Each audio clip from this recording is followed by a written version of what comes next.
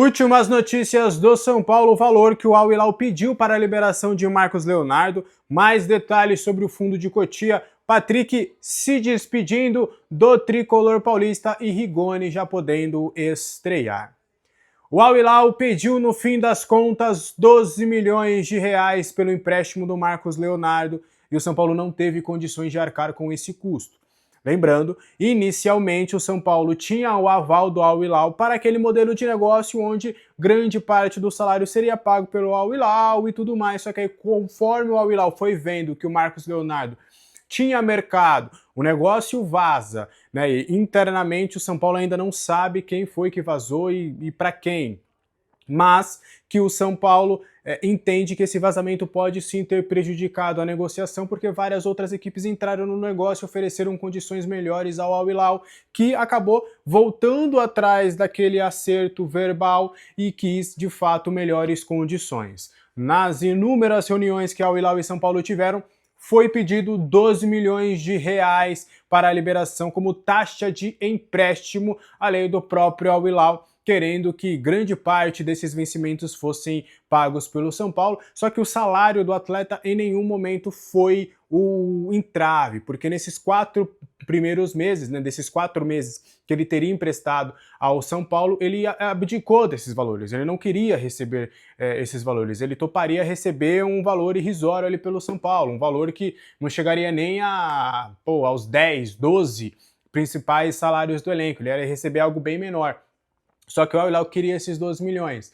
E o São Paulo não teve condições de arcar com essa grana. Poderia até rasgar o FDIC e tudo, mas aí prejudicaria muito mais. Então o São Paulo preferiu não tomar essa decisão. Chegou a recorrer também a recursos financeiros fora do clube, mas por conta do curto tempo, né, das poucas horas, acabou não conseguindo essa contratação.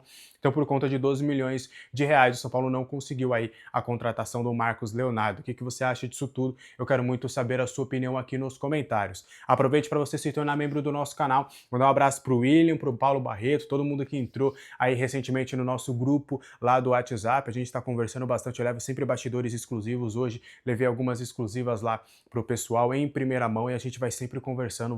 Vou deixando o pessoal super bem informado sobre o tricolor paulista, tá? Bora continuar trazendo mais informações sobre o São Paulo.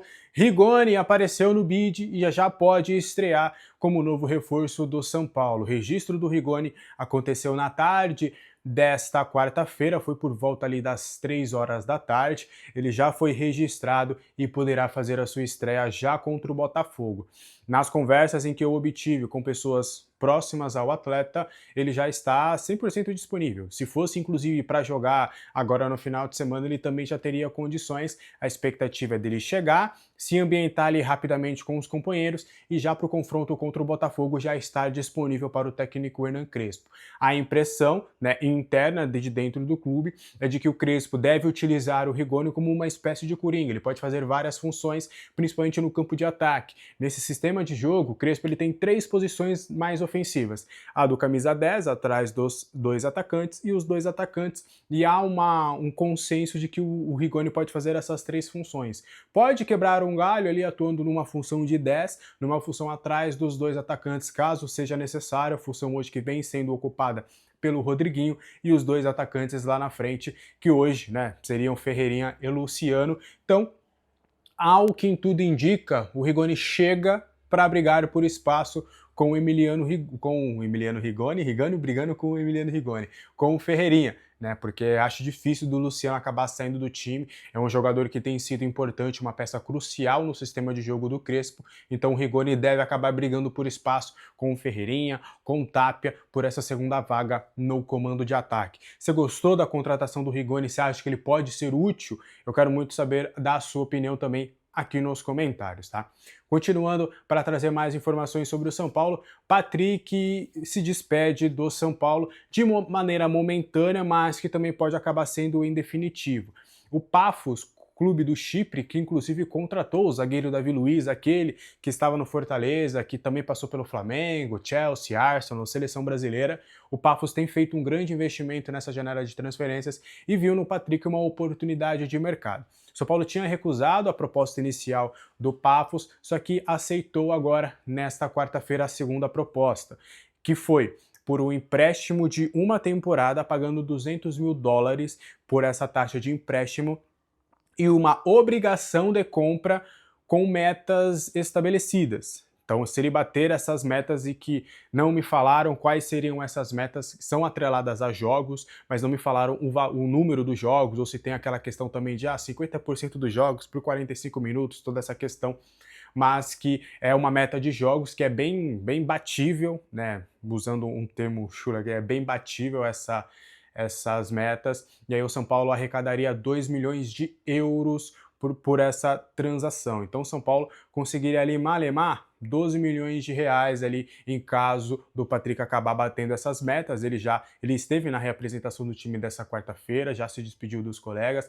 Nas próximas horas aí deve embarcar lá para o Chipre, onde vai realizar exames médicos, deve assinar contrato, começar ali a sua adaptação ao futebol chipriano, e aí todo o sucesso do mundo aí para o Patrick, que acabou sofrendo com algumas críticas na partida contra o Cruzeiro, né? Ele foi titular, acabou não indo tão bem, é um jogador de 22 anos, tem um contrato vigente com o São Paulo até abril de 2027, então quando terminar o seu contrato lá no Chipre, caso ele acabe retornando e não bata as metas, o São Paulo ainda teria 1 ano de contrato com ele, então o Patrick já está se despedindo.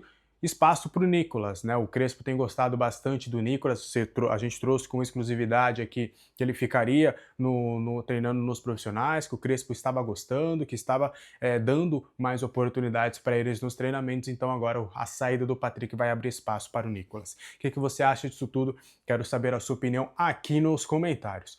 Continuando, só antes, quer comida com qualidade, saudável, afetiva e com preço justo? Mandaká, a parceira aqui do nosso canal, que tem deliciosas marmitas, sucos, tortas, mini pizzas. Você vai gostar bastante, sem compromisso. Olha o link aqui embaixo na descrição do link da Mandaká. Aí você só olha, eu tenho certeza que você vai gostar bastante das marmitas. É prático, fácil, aceita VA, VR. Se você pedir nos dias úteis até 5h30, vai chegar na sua casa no mesmo dia, garotinho. Você pode até pagar na entrega se você não quiser pagar ali digitalmente. Então, aí você pode usar o nosso cupom de desconto Alexander para você ganhar R$40 na sua primeira compra a partir de R$150. Não perca tempo, manda cá. Bora fechar o vídeo de hoje? Fundo de Investimento de Cotia, bora trazer mais detalhes sobre o projeto que foi aprovado pelo Conselho Administrativo e agora vai para o Conselho Deliberativo. O fundo, em um primeiro momento, caso aprovado, dará ao São Paulo 250 milhões de reais, sendo desses valores 50 milhões de imediato, ali pouco depois da assinatura, para o pagamento de dívidas e outros 100 milhões para um investimento único e exclusivamente das categorias de base.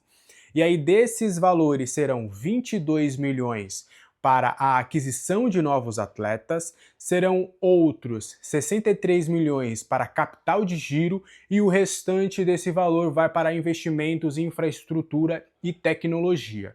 No ano que vem, no meio do ano que vem, no segundo semestre, o São Paulo terá um aporte novamente de 75 milhões para uso somente da base.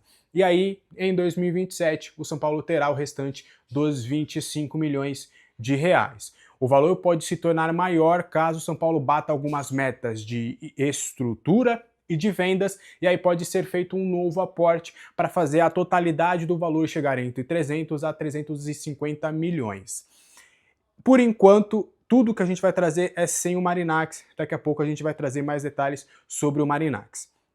Então, a partir do ato da compra, vou trazer os detalhes que eu tenho, tá? Não tenho outros detalhes sobre quais jogadores na base entrariam nessa conta, enfim, vocês vão entender. E aí, a partir dessa assinatura concretizada, o São Paulo teria 70% da base e o Fundo Galápagos, que é o que vai aportar o dinheiro, teria 30%. E aí, como funcionaria?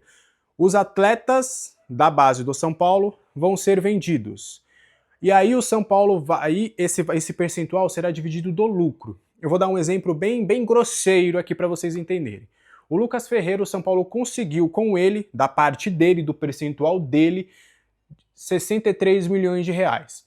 Aí o fundo vai, esse dinheiro vai todo para o fundo, e aí o fundo vai analisar. Ainda não dá para saber se vai ser casos exclusivos de atletas ou se eles vão fazer um apanhado geral de quanto vale cada jogador da base, o quanto o São Paulo teve que investir para essa contratação. A grosso modo, digamos que o Lucas Ferreira custou 8 milhões a sua formação. É um valor bem alto, tá? Mas é só para a gente exemplificar. Aí o fundo vai pegar esses 8 milhões, vai devolver para o São Paulo, vai sobrar o lucro. Em cima desse lucro, que no caso seriam, matemática, seriam 55 milhões, pega esse valor que sobrou, aí seria o lucro, e aí 30% desse valor vai para Galápagos e 70% vai para o São Paulo.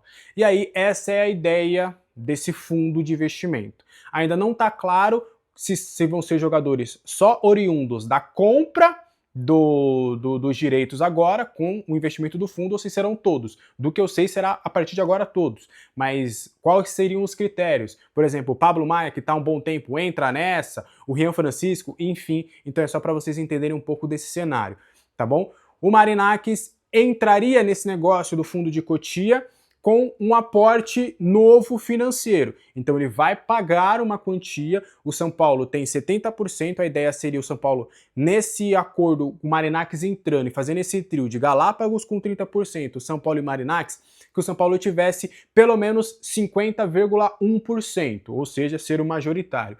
Então o São Paulo no máximo venderia para o Marinakis 19,9% da sua quantia. Acho difícil a Galápagos abrir mão da sua parte, também fazer alguma venda nesse sentido. Então o Marinakis entraria como um terceiro sócio, bancando mais uma grana, o que estaria em torno de 100 milhões de reais pelos 19,9% desse valor, e aí esse dinheiro também poderia ir para o São Paulo.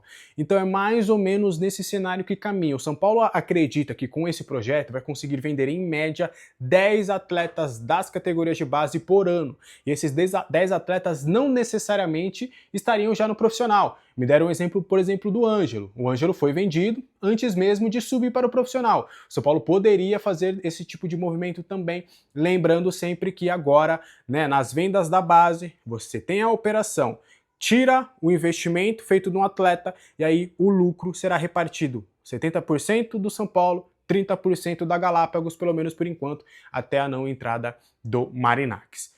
Beleza? Acho que deu para ficar claro essa situação. Eu sei que é um negócio complexo, a gente vai precisar ver ainda algumas amarras. Não é 100% ainda de todo esse projeto, a gente vai ver ainda quais seriam, se tem contrapontos. O São Paulo tem e não tem data de validade, até uma informação dada pelo Bruno Gilfruda, que não tem prazo de validade, não tem aquela história de que isso vale por 5 anos. Não tem data de validade. E o São Paulo vai ter algumas janelas de 10, 15, 20 anos, no 20º ano, no 15º ano, de recomprar essas porcentagens que foram para o grupo Galápagos. E ainda também não se sabe a que valor, a que custo, mas estão começando a vir mais detalhes em relação a esse fundo de Cotia, então é mais ou menos nesse cenário. Fechou? Ficou claro? Qualquer dúvida aqui, na medida do possível, eu tirarei aqui nos comentários. Beleza? Deixe seu like, seu hype, inscreva-se no canal, espero que você tenha gostado do vídeo de hoje, nesta quarta-feira. Um abraço para todo mundo, até a próxima,